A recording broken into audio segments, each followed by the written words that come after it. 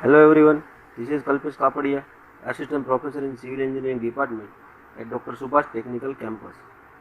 Welcome to our official YouTube channel. Today, in this video session, we will discuss about diaphragm wall construction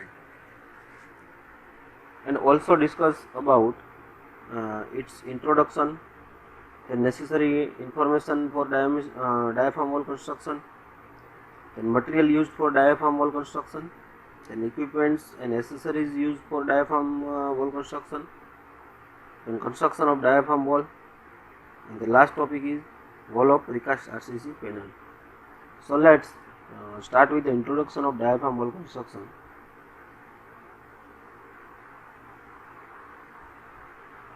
A wall constructed in situ by special trenching methods to act as a cut-off wall और serve as a structural member is called diaphragm wall. यानी कि ये जो diaphragm wall है उसका हम इन Situ construction करते हैं by special trenching methods, by using special trenching methods, और बाद में वो act as a cut off wall और serve as a structural member act करती है, उसको हम बोलते हैं diaphragm wall. The standard width 100 to 200 mm for cut-off wall and 450 to 1200 mm for structural member। So उसकी स्टैंडर्ड विथ है, जब as a cut off wall उसका यूज कर रहे हो डायाफ्राम वॉल का, तो उसकी स्टैंडर्ड विथ रहती है 100 to 200 mm, और एज ए स्ट्रक्चरल मेंबर जब डायाफ्राम वॉल का यूज करते हो तो उसकी स्टैंडर्ड विथ रहती है 450 to 1200 mm।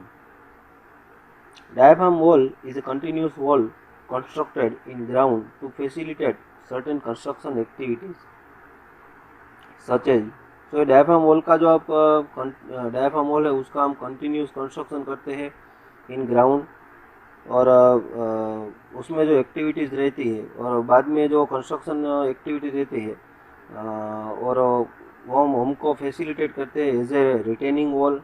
यानी कि एज ए रिटेनिंग वॉल आप उसका यूज़ कर सकते हो, as a cut off provision to support deep excavation.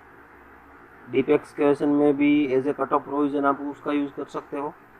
As a underground structure में भी आप उसका यूज़ कर सकते हो।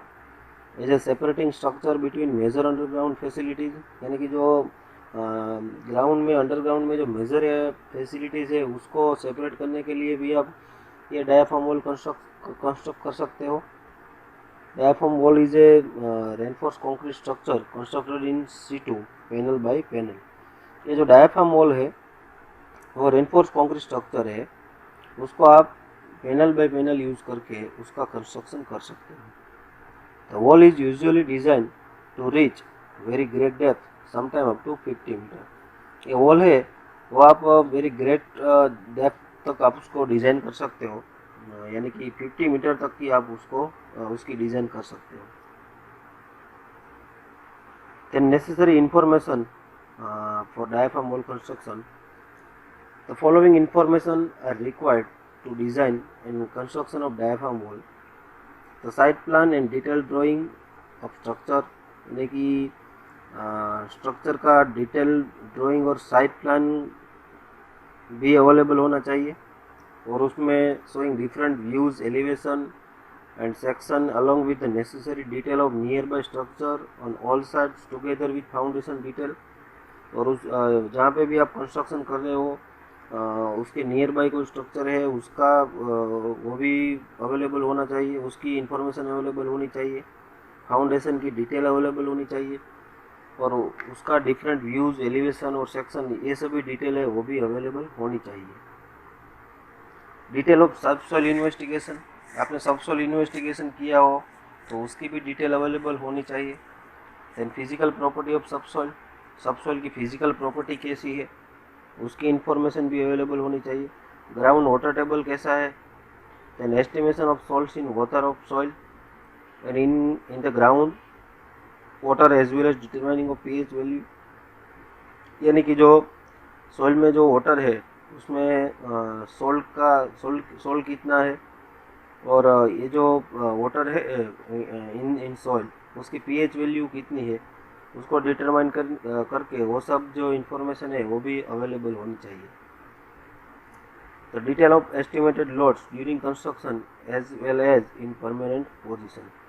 और उसका डिटेल लोड का एस्टिमेशन भी होना चाहिए कंस्ट्रक्शन ड्यूरिंग कंस्ट्रक्शन और उसकी परमानेंट पोजीशन में उसमें कितना लोड रहेगा उसकी डिटेल भी अवेलेबल होनी चाहिए.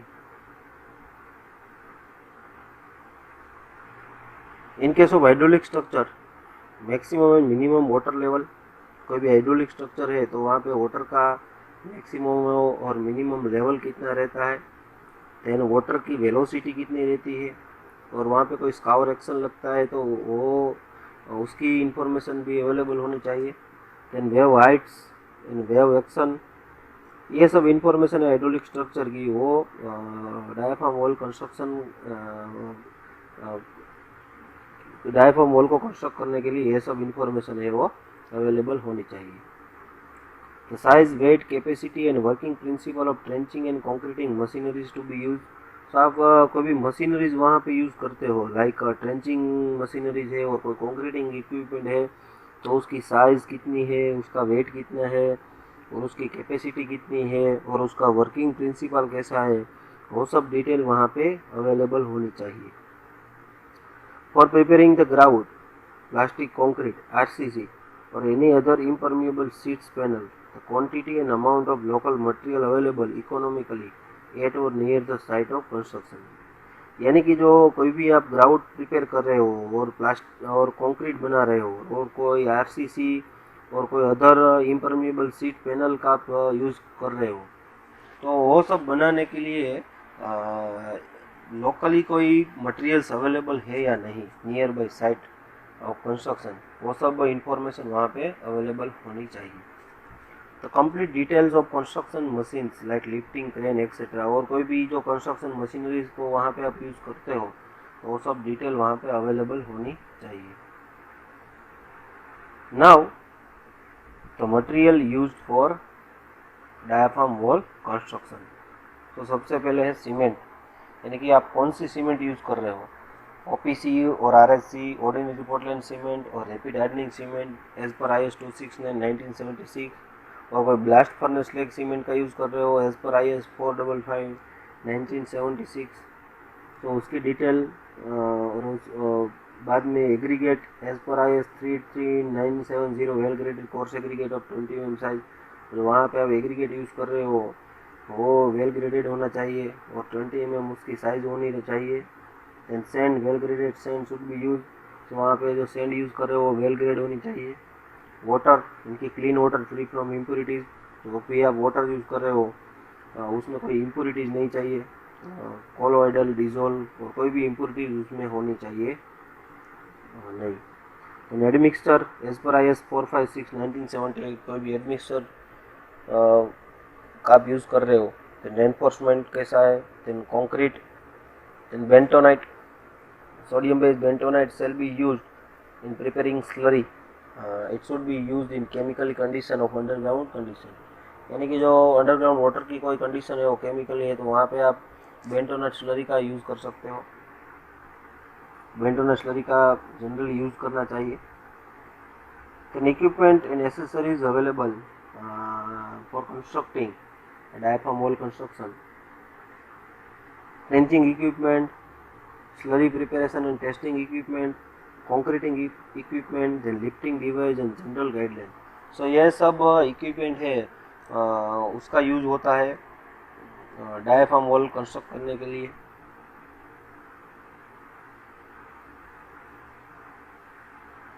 तो फर्स्ट वन बाद में देखते हैं कंस्ट्रक्शन ऑफ डायाफ्राम वॉल. तो उसमें फर्स्ट मेथड है सक्सेसिव पैनल मेथड. तो सक्सेसिव पैनल मेथड में क्या रहता है, in this method panel shall be cast in continuous of previously completed panel. Use of foam tubes is generally used for creating a joint between primary panels and secondary panels. However, with larger width of diaphragm wall and greater depth of diaphragm wall, it may not be possible to provide from tube due to handling. lowering and extraction difficulties. In such a case, special tools such as semicircular chisels are used to effect a joint between primary and secondary panel, and in case of tubes are eliminated. So excavation of each trench panel, see figure 1, shall be done with the help of suitable machinery. The trench panel shall be kept filled with bentonite slurry of suitable consistency and viscosity during the excavation of period. The reinforcement cage shall then be lowered in the trench panel and suitably supported. Now also concrete cover for reinforcement shall be maintained by the use of spacer, boxes or insert for formation for ground anchors shall be lowered along with the cage to correct position and level. Then before placing concrete in the panel, the trench shall be flushed properly to clean the bottom and remove thicker suspensions from the lower level. The density of slurry shall be checked by taking the sample of about 0.2 meter from the bottom. If the density of sample found is exceed 1.25 gram per 1.25 g per ml, the flushing shall be carried out with a fresh bentonite slurry. Concreting in trench panel shall be done through one or more termi pipe with suitable funnels as shown in figure 2. तो सबसे पहली figure है, सबसे ऊपर की जो figure आपको दिखाई दे रही है उसमें पैनल बना के स्लरी बाद में जो बेंटोनर स्लरी है उसको वहाँ पे फोर्स करके बाद में जो पैनल है उसको एग्जैक्ट पैनल यानी उसके बाद जो आरसीसी की पैनल है उसको हम अच्छी तरह से वहाँ पे रखते हैं और उसमें कंक्रीटिंग कवर भी लगाते हैं उसको फिक्स करने के लिए। बाद में टर्मी पाइप का यूज़ करके आप वहाँ पे कंक्रीटिंग कर सकते हो और सक्सेसिव पैनल है वो आप कंस्ट्रक्ट कर सकते हो। Then second one is alternate panel method. In this method, primary panel shall be cast first, leaving suitable gaps in between. And secondary panels shall then be cast in 3 gaps, shown in figure. Two stop end tubes are used at the end of the primary panels to support concrete and form suitable joint with the secondary panel. So अब यहाँ पे alternative panel में bentonite slurry लगा के बाद में जो RCC का पैनल से बाद में जो रेनफोर्समेंट की पैनल है उसको फिक्स करके टर्मी पाइप का यूज़ करके आप कंक्रीटिंग कर सकते हो। The excavated length of trench for secondary panel may be smaller than the primary panel, यानी कि जो सबसे अल्टरनेटिव में सबसे पहली पैनल है उससे दूसरी पैनल है सेकेंडरी पैनल वो स्मॉल होनी चाहिए। The shape of secondary panel end should be such that form of good joint with primary panels. The other construction techniques shall be similar to those in the successive panel method.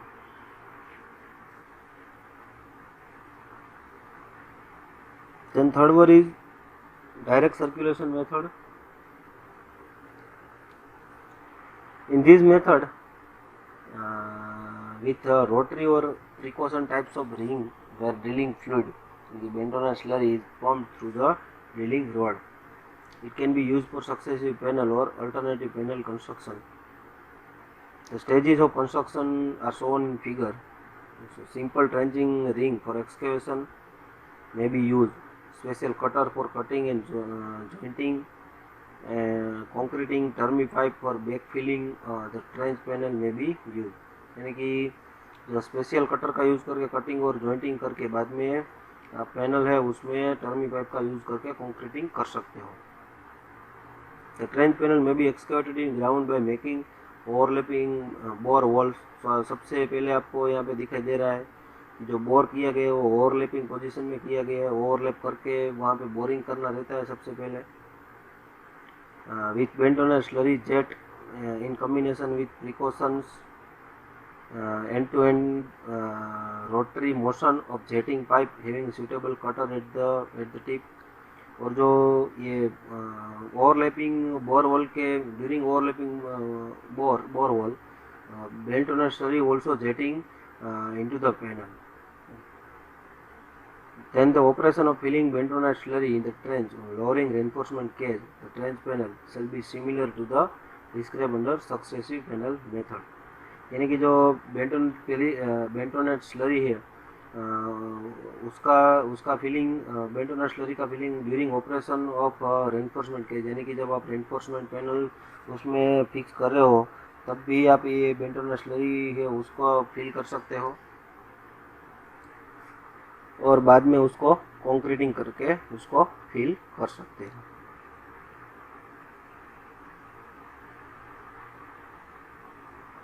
Then last topic of this session is wall of precast RCC panel. The trench panel shall be made in ground using normal machines. यानी कि जो आप trench panel बना रहे हो ground में वो आप नॉर्मल मशीन का यूज़ करके बना सकते हो. Then trench shall be kept filled up with self setting bentonite slurry. बाद में जो ट्रेंच है उसमें self settling bentonite slurry fill कर सकते हो. And specially design precast RCC panel with provision for suitable jointing shall be lowered in trench with the help of crane. बाद में क्रेन का यूज़ करके जो भी आरसीसी की पैनल है डिज़ाइन की गई है प्रीकास्ट आरसीसी की पैनल उसको आप लोअर पोजीशन में रख सकते हो by using crane. The panel shall be supported in the trench by using special support. यानी कि बाद में जो पैनल है उसको ट्रेंच में स्पेशल सपोर्ट लगा के उसको आप उसकी पोजीशन में रख सकते हो. then self setting bentonite slurry shall be slow setting and should develop adequate strength and impermeability. बाद में जो बेंटोनाइट स्लरी है वो सेल्फ सेट हो जाती है, स्लोली सेल्फ सेट हो जाती है और वो जो स्लरी है वो स्ट्रेंथ भी प्रोवाइड करती है और सॉइल की जो इम्परमिएबिलिटी है उसमें इंक्रीज करती है. So this is wall of precast RCC panel.